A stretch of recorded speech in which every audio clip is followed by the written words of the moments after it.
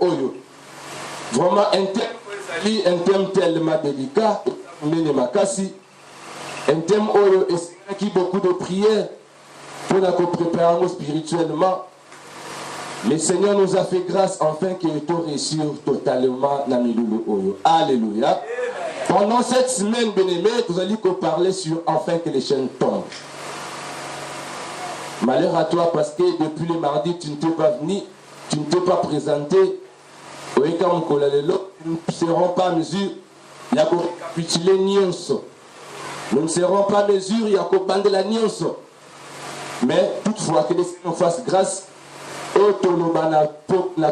plutôt, ça sera pour vous une bénédiction. Alléluia. Alléluia. Nous parlons sur enfin que les chaînes tombent par la prière.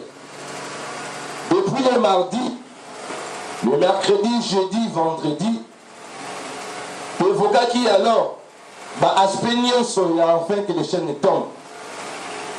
Vraiment, nous étions bénis. Je sais qu'il y a plusieurs parmi nous, parmi nous grandeur dans Zambé.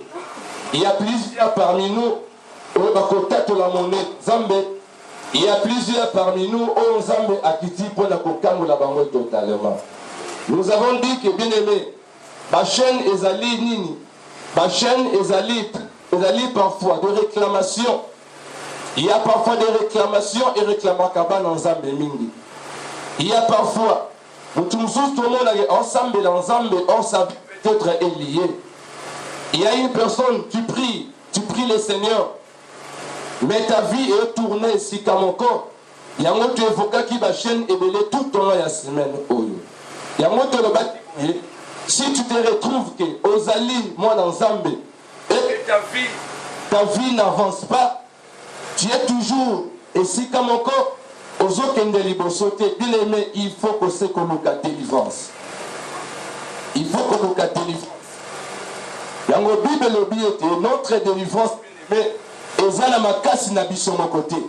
Ce n'est ni par ta force, ni par ta puissance, que yo kolonga moni Satan loin de là. Mais le diable a été vaincu sur la croix. Alléluia. Et tellement dans Zambé, il faut comprendre à Makambo Oro que le diable a été vaincu sur la croix. Les jours où, bien aimé, sur la croix, Christ a dit tout est accompli. C'est-à-dire que Christ a longaki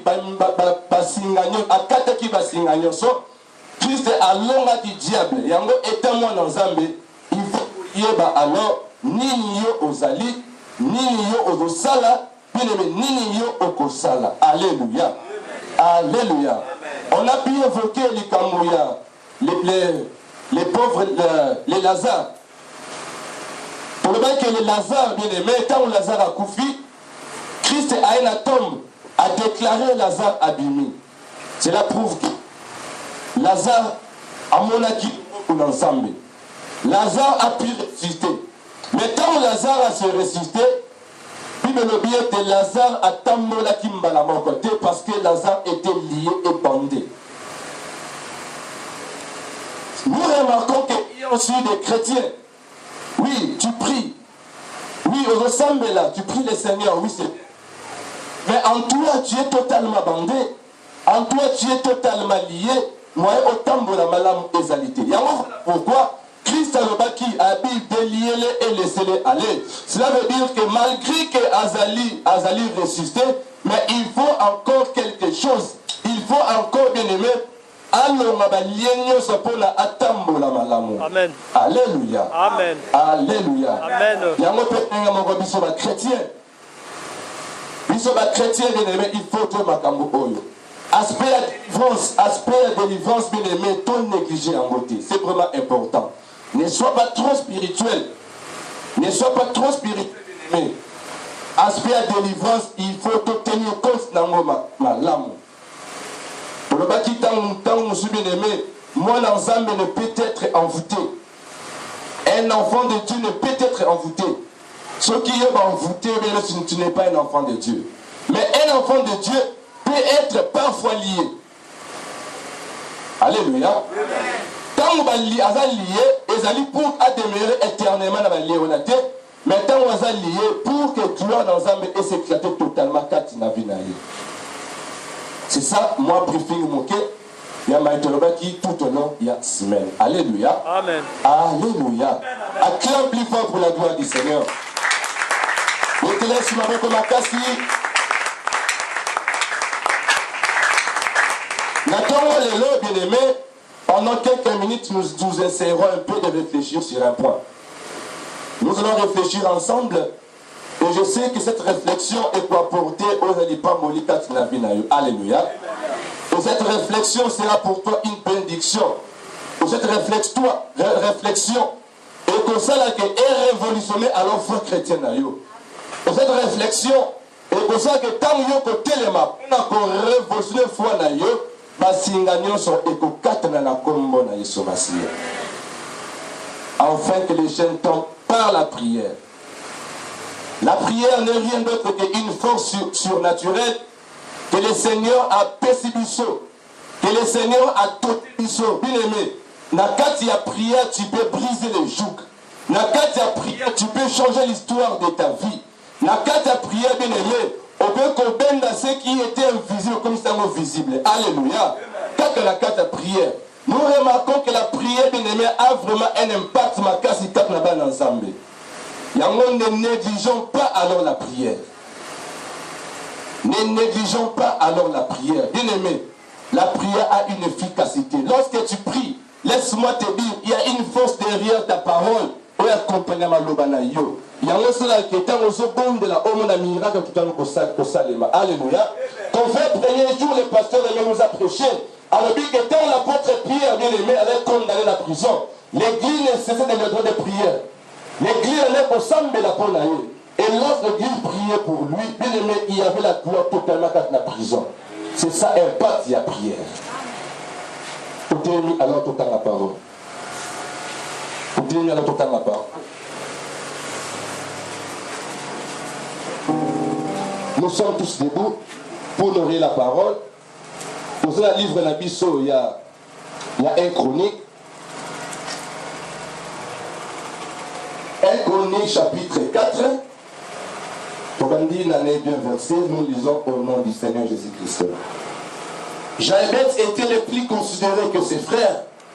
Sa mère lui donna le nom de Jaébet en disant, c'est parce que je l'ai enfanté avec douleur. Jaébet invoqua le Dieu d'Israël en disant, si tu me bénis et que tu étendes mes limites, si ta main est avec moi, et si tu me préserves du malheur, en sorte que je ne sois pas dans la souffrance. Et Dieu accorda ce qu'il avait demandé. Alléluia. Pouvons dire, acclamons plus fort pour la gloire du Seigneur. Tu n'acclames pas bien aimé, c'est ton Seigneur que tu acclames. Tu n'acclames pas un aimé. Tu n'acclames pas un être naturel bien aimé. Mais tu acclames le roi des rois. Acclame plus fort pour la gloire du Seigneur Jésus-Christ.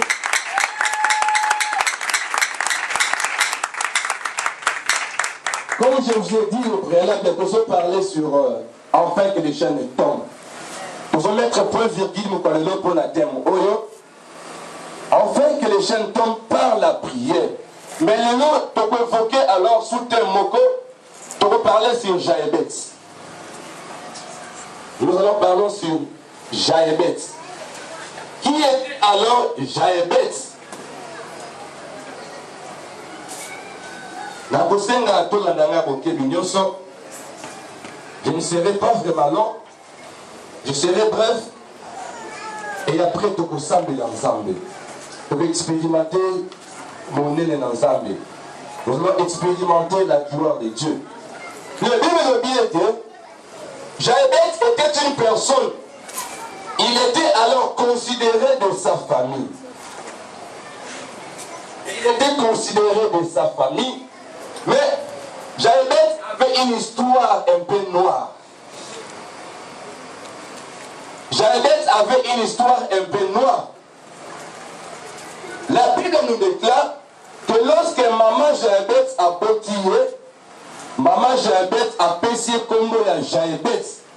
Parce qu'à Milobeli, n'a pessé comme parce qu'elle n'a botillé n'a temps où il y a passe.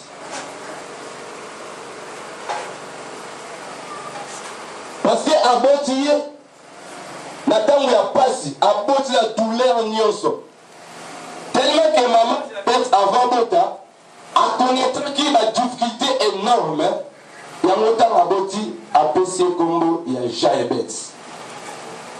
Mais or ntango apesi ye kombo ya Jaébet, Bible elobi ete malgré que Jaébet il était considéré de sa famille, mais Jaébet était totalement limité. Jaébet avait une vie à souffrance. Jaébet ne prospérait pas. Jaébet était totalement lié. Jaébet était totalement bloqué. Jaébet a contemplé qui grandeur dans l'ambité. Jaébet a quoi que libosoté parce que bien-aimé Kombo n'a réclamé totalement sa vie. Enfin que les chaînes tombent. Yango bien-aimé, parenthèse mouké. Bien-aimé, parfois, tant que tu as des tabana, et ça alors important, lorsque tu enfantes, tant que tu as moi, bien-aimé, ça colle pour la moine. Et tu verras de grandes choses dans sa vie. Tant que tu as moi, tant que tu as moi, pesa comme bien-aimé, on peut déterminer l'obinaïe. Vous avez la fanatisme, parce que nous avons comme un tel, il faut besoin comme moi. Bien aimé, est-ce que tu sais vraiment état d'âme, il y a nos quoi. Il y a pour les parents, bien aimé, alors prudent. Les noms aux alliés copés sans moi, c'est là parfois peut déterminer aux alliés l'obinaïe. Par exemple, il y a Jaébet, lorsque maman n'a eu abotillé, a pissé comme Jaébet, ne sachant pas que a pissé comme la circonstance comme mauvaise. Yango esali que vie à Jaébet est à l'olenge wana. Dans la Bible, laisse-moi vous dire, la plupart, la comprenant ma kambo oyo, tango aboti mwana, tango azopesa kombo ya mwana, aza ko symboliser mbala moka oyo ezali kombo wana. À l'exemple ya Ribé. Bible elobi ete tango Ribé abotami, jibalaki mwana ya nani? Bateyi te kaka bato nyonso. Ribé na mwana nani? Mwana ya Jacob. Quand tu es enfant de Jacob, premier mwana ya Jacob. Alléluia. Nzambe apambola bino. Donc Ribé alaki premier, donc premier c'est Jacob. Quand on a botillé, dans le livre de Bible, chapitre 9, verset 32, quand on a botillé, dans le biais de l'Éternel a vu mon humiliation. On a tapé comme on comment bien Ribé. Nani? Nani? Les pour Baba Kwani. Quand Léa a botillé dans le Ribé, Léa lobby a dit Nzambe a moni humiliation na ngai mbala o mobali na nga akolinga nga ya makombo ya Ribé. Quand aboti Juda dans abotami, Juda a dit cette fois-ci je louerai l'Éternel. Genèse 29 verset 35. C'est comme ça. Quand azobota ezali Joseph azoba Nzambe alongolinga soni. C'est ça signification de Joseph.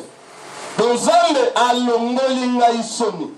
Donc nyonso soki na Genèse 29, Genèse 30 omona nyonso wana. Alléluia.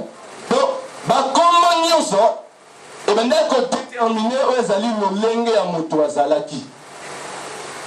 Bakombo nyonso ezalaki purement prophétique. Pile ntango ozobota mwana yo étant que parent ozali bien aimé na pouvoir wana ya orienter mwana yo na kombo. Lorsque tu déclares yebaki na kati ya vie ya mwana wana eza lolenge wana. Alléluia. Il faut chaque fois kosakolaka mpona bana na yo. Un bon parent alakelaka bana ye mabe te. Un bon parent il faut déclarer mpona bana yo. Yo na moni yo okoza tu sais. Yo kozala monene. Yo kodomine mokili oyo. Yo kozala boyo bien aimé. Lorsque tu déclares, étant que tu es son père, tu es sa mère et Koko Kisama. la déclaration,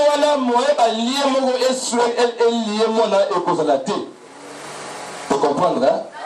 Voilà, c'était vraiment une parenthèse. Pour sonner alors, notre histoire, il y a Jaébet. Jaébet était totalement lié. Malgré qu'il était considéré de sa famille, Bible était un jour Jaébet. Amitali, Amimoni, vraiment que réellement, sa vie ne marche pas bien. Amitali que sa vie retourne ici comme encore. Amitali que Alali corrompre ici comme encore. Amoni non, trop c'est trop. Ake abondeli et pas inankolo. Dans verset 10, Jaébet invoqua le Dieu d'Israël en disant, si tu me bénis et si tu étends mes limites, si ta main est avec moi, si tu me préserves du malheur en sorte que je ne sois pas dans la souffrance. Et le Kaliboso bien-aimé, Jaébet a boivi naïe. Et le Kaliboso, Jaébet a boivi état actuel naïe. Bien-aimé, pour que les gens tombent dans ta vie, pour qu'on contemple grandeur ensemble, pour que au monde la gloire peut se manifester dans ta vie, prenez des choses que boya vie actuelle naïe. Vous comprenez, là? Même si dans ta famille rien ne va, rien ne marche, même si on va vivre aux réclamations sorcellerie Kalibota, même si ta famille a été vendue au diable, même si tu es totalement réclamé dans le monde de la ténèbres, dans le monde de l'occultisme, dans le monde bien-aimé, de la ténèbre, bien-aimé. Premièrement, avant la délivrance, écoute la vie na yo, boya vie wana. Comment la vie na yo normalité? Parce que tant que la vie na yo normale, pour que la délivrance est salema et cause la passe. Ce que la vie na yo normale, non, ils ont lié à l'ibota, bon, tout ça n'a ni. Bakuya liboso, n'ayemoko, n'akomona suka. Bien aimé, tu seras de la sorte. Je vais alors révolutionner mouvement Katina Osika. Ce qui peut-être dans l'ibota na bino, il y a des liens qui persistent. Mona liboso abalakate, yami bale abali azongi, yami zababali azongi, yobete mobali, bien aimé, bodia viwana. Et tu verras la gloire du Seigneur. Ce qui est l'ibot de la bino, si de votre famille, moutumo côté à matin, moutumo côté à zaloko la baba famille, yomi le bon là, moi je serai les babas de ma famille. Déclare alors dans ta vie bien aimé, pour que les âmes a qui t'apprennent à faire la vie na yo, on s'est yomi au ta impact. Vous comprenez bien? Pour que la délivrance dans ta famille, pour la délivrance dans ta vie et se matérialiser, bien aimé, Zamba zose la yomo ota empa. Et lorsque yomo tient empa, deuxième pas ça va pas accompagner. C'est comme ça. Principe ya Zamba et Zandengewana. Bah chrétiens, nous sommes des paresseux. Excusez-moi pour les termes. Bah chrétiens, les bien aimés, tous nous un miracle et un man. Bah chrétiens, les donc il faut se contenter qu'on t'a de gauche à droite, loin de la bien-aimée. Or, notre délivrance depuis la croix. Ça fait 2000 ans sur la croix, Christ avec tout est accompli. Après, c'est ce pouvoir, il y a un qui a ce pouvoir-là. Maintenant, exerce alors ce pouvoir-là. Qu'est-ce qui te manque alors d'exercer ce pouvoir-là? Alléluia. Alléluia. À l'exemple, bien-aimé, tu as fait aux Olamzala. Mais ton père ou ta mère a somme de l'eau dans le réfrigérateur à tel ayokuna. A tel dans le réfrigérateur à tel frigo, dans le congélateur à tel lieu. Et dans le tel lieu à Kenaye, bien-aimé. Vous allez sur papa à tout le monde, non. Après, si vous pouvoir, lorsque vous êtes dans des choses, c'est simple. C'est comme ça. Nous avons une puissance surnaturelle à nous. Mais ceux qui ont dit que ça, c'est la yangote et pour se manifester. Alléluia.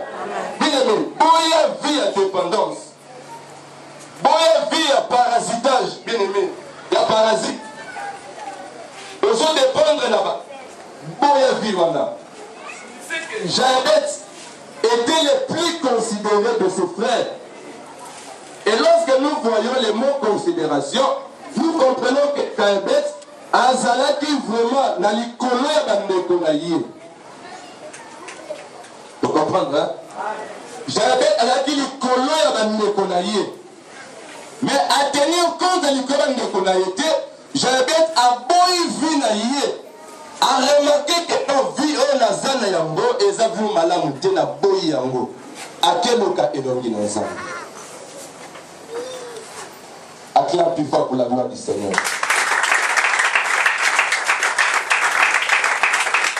Yeba que Nzambe na biso a se manifestaka parfois tant que se révoltaka. Soki parfois ozwa kombo moko bien aimé oyo tu es conscient que kombo yango soit même passé soit boye bien aimé na sengi o changer kombo na yote. Alléluia. Mais seulement eloko na sengi na biso nyonso zwa alors pouvoir likolo ya kombo wana. Tu comprends? C'est pas dit que vraiment passé le lot la commis mboete non. Na tino changer kombo te mais étant moi dans Nzambe bien aimé yeba que tu as une force, tu as une puissance quand na yo dans la prière, il y a qu'on changer spirituellement kombo na yo. Comme il y a ténèbres, mais comme ça, comme il y a lumière. C'est comme ça. C'est toujours dans la prière. Alléluia. Alléluia. Alléluia. Comment il y a alors vu Dieu a imposé du saut. Il y a des chrétiens. Dieu a imposé dans vie pour que son le pacala. Et lorsqu'il a imposé vie, il y a un normal. Peut-être, Zamba Zomona yo, Azomona Musika, mais Yémen tu es encore en Osaka Ao. Zamba Zomona yo est grand homme d'affaires. Zamba Zomona une grande dame d'affaires, bien aimé, une femme d'affaires. Zamba Zomona Moutoumene, mais Yomoko Omiyébité. Il faut qu'on y ait Nini yo aux alliés. Ceux qui ont mis Nini yo aux alliés, bien aimé, et que personne ma casse wana ya quoi atteindre la détermination na yo. Ceux qui ont évité, voilà pourquoi, puis le bien de tant on héritier à Zamona Mouké, à cette différente esclaveté. Alléluia. Il y a tant on est tu vis dans l'ignorance. Tant on est bien aimé, tu demeures dans l'ignorance. Tu es comparable à un héritier, mais moi dans mon qui. Il y a mon attend les loges, mais alors révolutionner seulement ta foi. Pour la chaîne, écoute totalement. Bien aimé. Pour la chaîne, il boya tout. Boya vinayo. C'est révolutionner alors. Père Okomona Oezali dans ta vie. Mon souffrance n'a normal. Mon est anormal. Et tu verras les miracles s'opérer dans ta vie. Alléluia. Alléluia. Alléluia. Zembe ya sala kaka na ba homme ça va déterminer la vie. Aujourd'hui on peut prêcher si les chaînes tombent. Oui. Côté na souka. Mais ceux qui ont encore osé déterminer à Kostambe là, tu n'agiras pas dans ta vie. L'apôtre Pierre avec Ingoluana, l'église et pas qui peut nailler, et un test qui peut nailler. Il y a un qui guérison totale de la prison. Mais l'apôtre Pierre n'est pas là, bien aimé, tu es tout seul. L'apôtre de l'église n'est pas là, tu es tout seul, bien aimé. Il y a que la délivrance de ta famille est devant ta main. Ceux qui ont télémis dans le gros sambo, ceux qui ont télémis bien aimé dans la prière, au nom de distraction, Dieu est capable alors en un clin de jeu l'histoire de ta vie. Tu ne vois pas que tu tournes au rond. Tu ne vois pas que tu ne marches pas bien. Tu ne vois pas que tu tambour la malamouté. Par le fait tambour la tête. Au moment comme Mato Kitimba, la c'est juste libre. Au moment la tête, la libote n'a combien la pauvreté persiste encore. La libote combien les blocages persistent encore. La libote bien aimé. les célibats persistent encore. Dans les bottes de la yo, vous avez la routine bien aimé. Il y a un bien aimé, ça m'a ce pouvoir. Il y a aucune parole. Il y a une connaissance de ma cambo. Il y a côté les pour que au cause de la signe dans ta vie. Alléluia. Amen. Alléluia. Amen. Alléluia. Amen. Il n'est pas encore terre bien aimé. Il y a qu'à changer l'histoire et la vie na yo. Il n'est pas encore terre bien aimé pour que on mata n'aime sous le nom mata likolo. Ba o bazo mata wana ba bomanani. Ba o bazo sepela ba bomanani. Et pourquoi alors ta souffrance est tellement continuelle? Pourquoi cela? Pourquoi cela? Or, nous prions un Dieu si grand. Nous prions un Dieu qui agit. Nous prions un Dieu qui se manifeste. Nous prions un Dieu qui est le maître des esprits. Pourquoi alors ta souffrance est tellement continuelle? Il y a un faut que beau ya vigno sama. Osons la poser à mot, oui, bien aimé, sois déterminé que n'a qu'on soit bon la combonne sur ma scie. Zamalo zelakaka, totia un pas, bien aimé. Tant que totia un pas, dès un pas n'enzame moi à accompagner biso. Tolali mingi. Ba chrétien mingi, to se plonger mingi na kolela. To se plonger mingi na ko se lamenter, na ko s'inquiéter. To se plonger mingi na distraction inutile. Bien aimé, au lieu au téléma, au lieu au sac pour la vie na yo, au lieu au sac pour la vie na yo, tu te lamentes pourquoi? Le dit du Seigneur, la délivrance est devant ta main. Pour que les chaînes tombent, bien aimé, tu n'as plus besoin, il y a qu'à immoler moi n'empâter, loin de là. Tu n'as plus besoin, il y a qu'à gonger un homme loin de là. Il y a un sacrifice même sur la croix de Golgotha. Il y a un monde libéra, puis sur la chaîne, il y a ce monde à ténèbres. Il y a un sacrifice seulement déjà bien aimé. Il y a l'église du Seigneur. Quand il faut prier, il faut prier. Si ta vie ne marche pas bien, écoute la prière, bonne l'ensemble à Koyoka Yo. Osons la poser à Nini. Osons la poser à Nini, bien aimé. Le Seigneur te demande à ton moi les lots. Osons la poser à Nini. Mais il va que ce que tu cherches, c'est ça qui est yo. Pour ce projet, il y a une distraction. Alléluia. Alléluia. L'église du Seigneur, il faut que ma tambour oyo pour que tout le monde ait un dans Zapu. Tant que tu peux ignorer ma tambour oyo, tu peux bien dans Zambé le Kuta. Or, dans Zambé, il n'y a que des principes établis. Bana Israël, bien aimé, pour la base de Kimia, il fallait Goliath à Kouya. Tant que ton Goliath est là, tant que la chaîne n'a eu ezaliwana, eza passe pour que vous expérimentez grandeur dans Zambé. Si vous kangi maboko, Goliath n'a eu matango pe na pokwa pour la autoriser les bottes na yo. Mais nous allons m'occuper de ngengeni. Dans le livre de 1 Samuel 17, verset 32, 41, tina 42. Au moment de combat David, il était totalement déterminé. Alors il faut na vaincre. David a tali molai à Goliath, a tali bravoure à Goliath, a tali Goliath à la soldamo de guerre depuis sa naissance. David a défié totalement aux alliés Goliath. Et à la suite, bien aimé, Goliath a quoi qu'il naissait. Alléluia. Tant que ton Goliath, tant que le Goliath de ta vie va persister, bien aimé, le côté kalaraki miate. Tant que le pharaon de ta vie a persisté, bien aimé, il n'y a pas que attendre que vous la il faut alors, ces pharaons à quoi il y en a ces pharaons à côté de la mer rouge, ces pharaons à couper la mer rouge pour qu'il y ait aux akimia total. Alléluia. Alléluia. Puis le billet de temps où Jaébet abondeli et pas inensemble.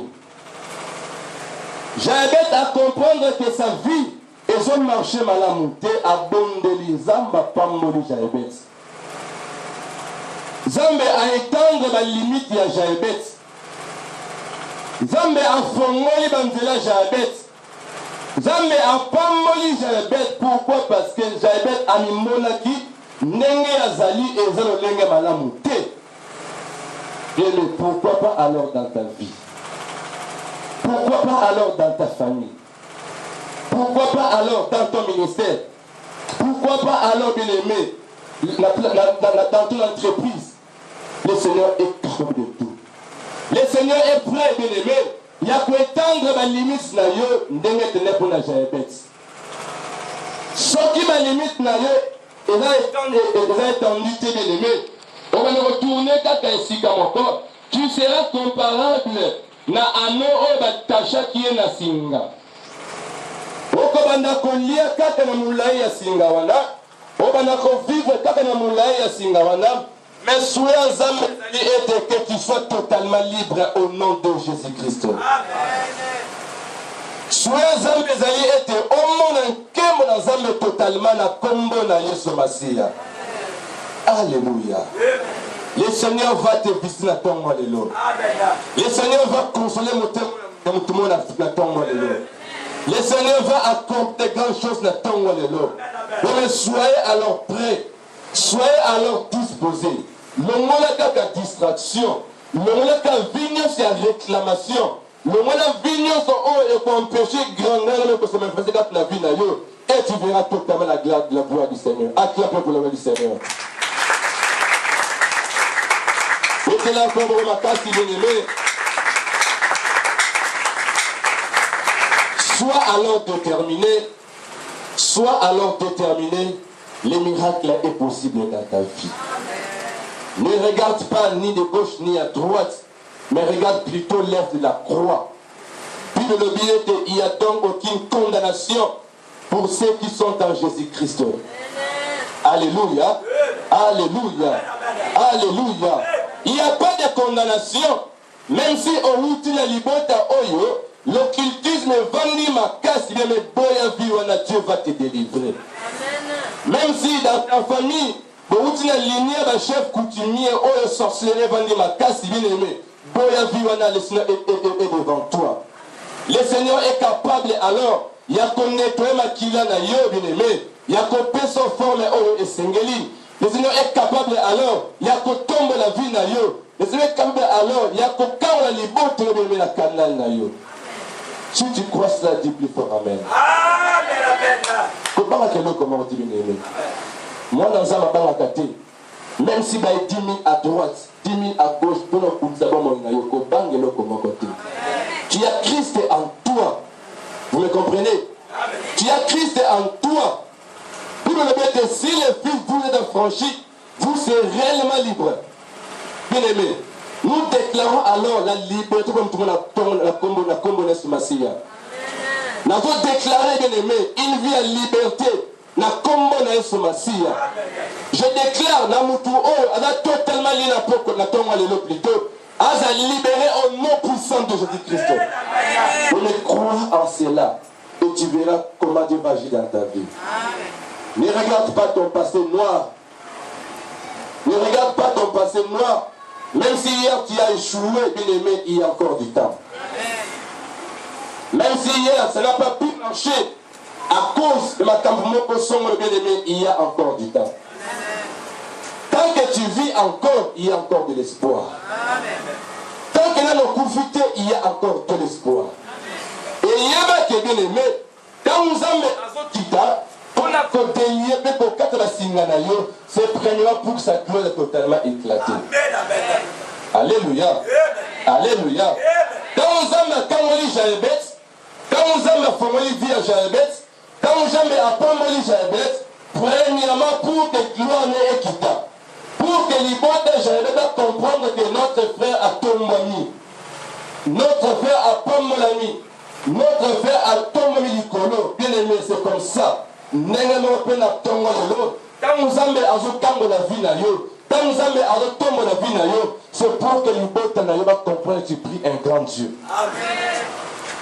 C'est pour que autour de toi va comprendre que tu pries un Dieu vivant. Et tant que tu as bien aimé,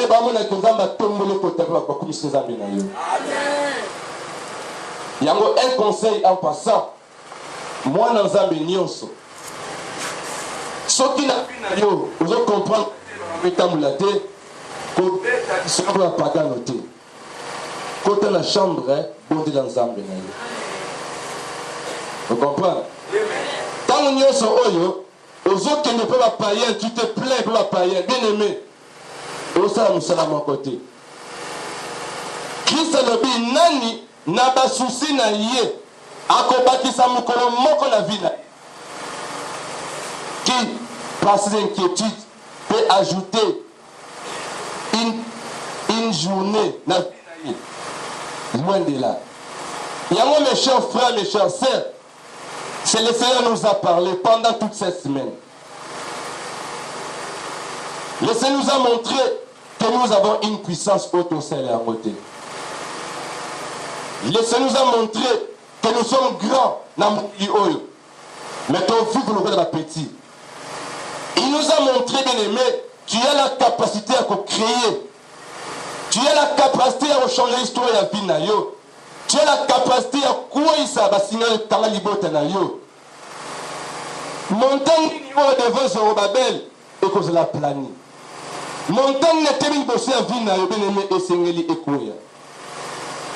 Montagne ni est dérangé vu nous totalement bien aimé et sengeli et quoi na combo na Somasia. Je prêche un Dieu vivant. Je prêche Jésus-Christ de Nazareth. Je prêche Zambe Oyo Kaliba Moko Pene Histoire ya Moutou. Je prêche, bien aimé, Zambe Oyo Koufate. Zambe Oyo Azali Michi System. Asala Kalolenge ya Lingi. Apambola ka Moutou ya Lingi. Pona Pambola Moutou. Atuna conseil à Moutou mon côté. Pona Tombola Moutou. Bien aimé. Atala ignorance ya Moutou Wanate. Pona Pambola Moutou. Atala pensée noire ya Moutou Wanate. C'est sa souveraineté qui agit. Il est tellement merveilleux. C'est ça notre Jésus de Nazareth. Je prêche Alléluia. Alléluia. Tika alors que la gloire du Seigneur écoute à Katina Vinayo. Tika alors la grâce du Seigneur épique à totalement Vinayo. Yo oyo au origine mon noir. Le Seigneur est capable alors. Il a purifié totalement. Zambe oya a permettre etna tongo lelo oyo ka parole oyo ezali azarté. Il a un plan merveilleux pour ta vie.